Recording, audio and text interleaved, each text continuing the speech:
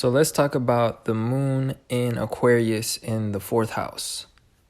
So as we covered in the moon in Aquarius video, the general one, the moon being in Aquarius shows a trait of being emotionally detached.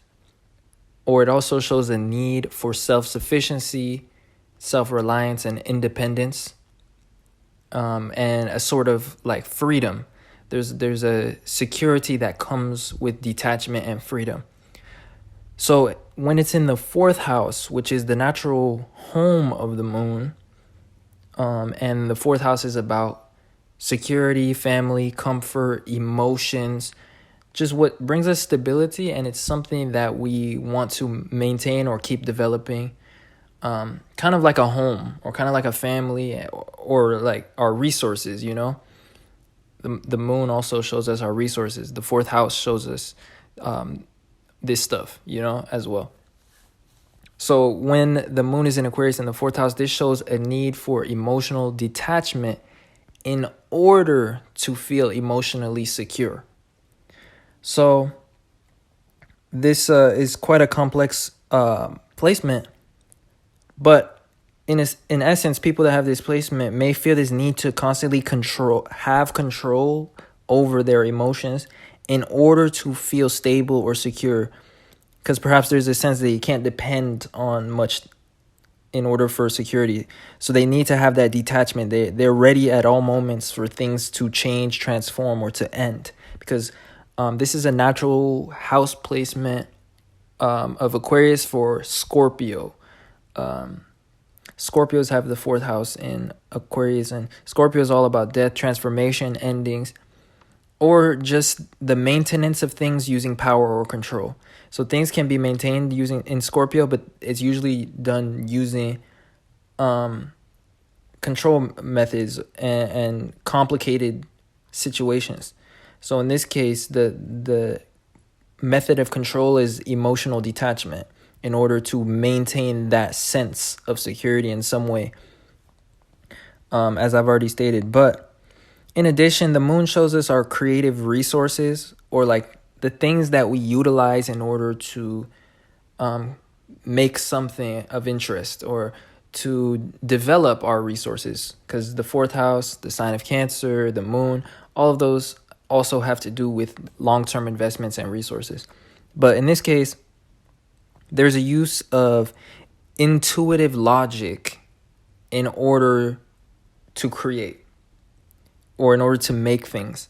So there's a use of detached forms of intuition. So like oftentimes there is logic being used in the place of emotions. And they do this in order to get the most effective results when it comes to creating something, and also when it comes to developing their resources and stuff. They're very calculated. There's a element of emotional calculation, if that makes any sense, especially when it comes to establishing security in this case, because it's happening in the fourth house. There's also this constant need for expansion and this constant need for growth when it comes to the fourth house being in Aquarius. And so these individuals, you know, they're very calculated and they're always looking for more ways to invest or grow their resources or to gain more control in order to have more of the security that they need. There's like an insatiable appetite in this sense.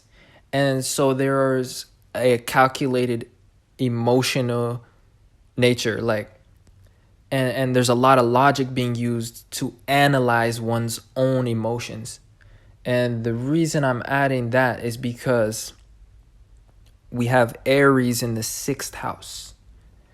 And this all really ties into all of this stuff because the moon is in its own house. So this is like an influence of Aries a little bit. Meaning a direct objective. So in this case, the direct objective is achieved through forms of calculation, details, accounting for all possibilities, stuff like that.